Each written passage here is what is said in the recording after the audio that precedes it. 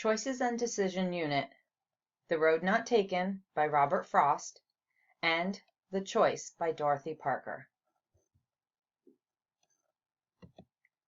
Robert Frost. Within this lesson, you should read at least 2 resources regarding this poet before or after reading The Road Not Taken. Knowing an author's background can help in analyzing a poet's work. The Road Not Taken, Literary Devices. This famous poem is made up of 4 5-line stanzas, which are known as quatrains. Each stanza follows an A-B-A-B-C format for the rhyme scheme. As far as meter goes, each line contains 9 syllables. There are many literary devices used throughout this poem. They include personification, refrain, and metaphor. Personification. Frost personifies the road in line 8. It was grassy and wanted wear, making it seem as though the road wants people to walk on it. Also, this poem has a refrain, as the phrase "two roads diverged in a wood" is used twice in the poem, once at the beginning and once at the end.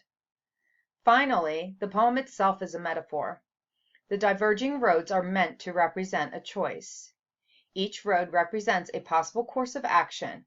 It is noted that one is easier, more commonly used, while the other is more difficult. However, it might be more rewarding. The speaker and the theme of the poem. The gender in this particular speaker is not known. The poet wrote it so that it could actually refer to any person. This speaker is one who is faced with a choice between 2 options.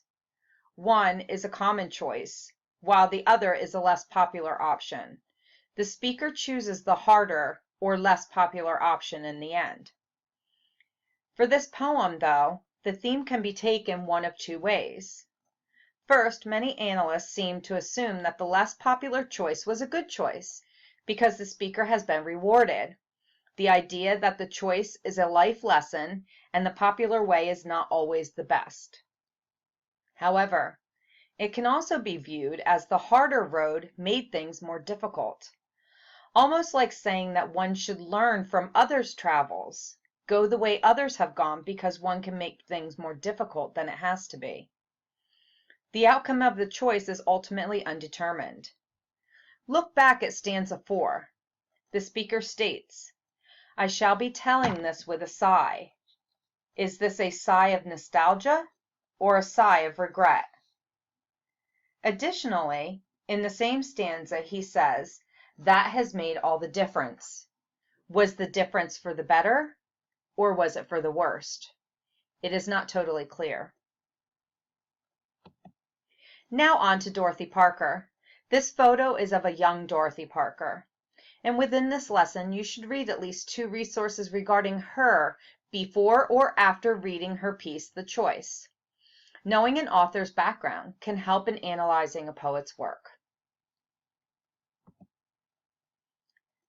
The Choice, Literary Devices. This poem is made up of only 2 8-line stanzas, which are known as octaves. The rhyme scheme for each stanza is AB, AB, CD, CD. The meter of this poem alternates between iambic pentameter and iambic octameter. The pentameter is utilized in the even lines of the poem, while the octameter is used on the odd lines. If you need further instruction on meter, click on the link at the bottom of the lesson. There are many literary devices utilized throughout this poem. Some of them are alliteration, simile, and metaphor. There are several examples of alliteration. However, one example is in line 7, sudden and swift and strong. The repetition of the S sound at the beginning of the 3 words is alliteration.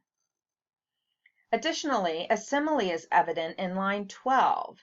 Horses to draw me as fine as a queen, which is comparing the speaker to a queen. And finally, the author uses metaphors in the poem as well. In line 5, the lilting song refers to the one man's charm. Also, in line 15, I took you represents her choosing this man instead of the other man. The choice is speaker. As you know through your years of study, the author of a poem is not necessarily the speaker of a poem. In this particular poem, the speaker is a woman, but you should not assume it is Parker unless your research leads you to that conclusion. The woman in the poem had a choice between two men. One man was rich and could provide anything she wanted, and the other man had nothing but lots of charm. However, the speaker is attracted to the poor man. For this poem, the theme can also be taken two ways, much like The Road Not Taken. It could be a comical theme that pokes fun at the idea of a choice of money or of love. The woman chooses love and is happy with her choice, but she can also laugh at turning down the wealth. Or the other side could be true, where the speaker is actually mourning the fact that she chose love over money. She feels as though she chose incorrectly. If you have any further questions, please contact your instructor.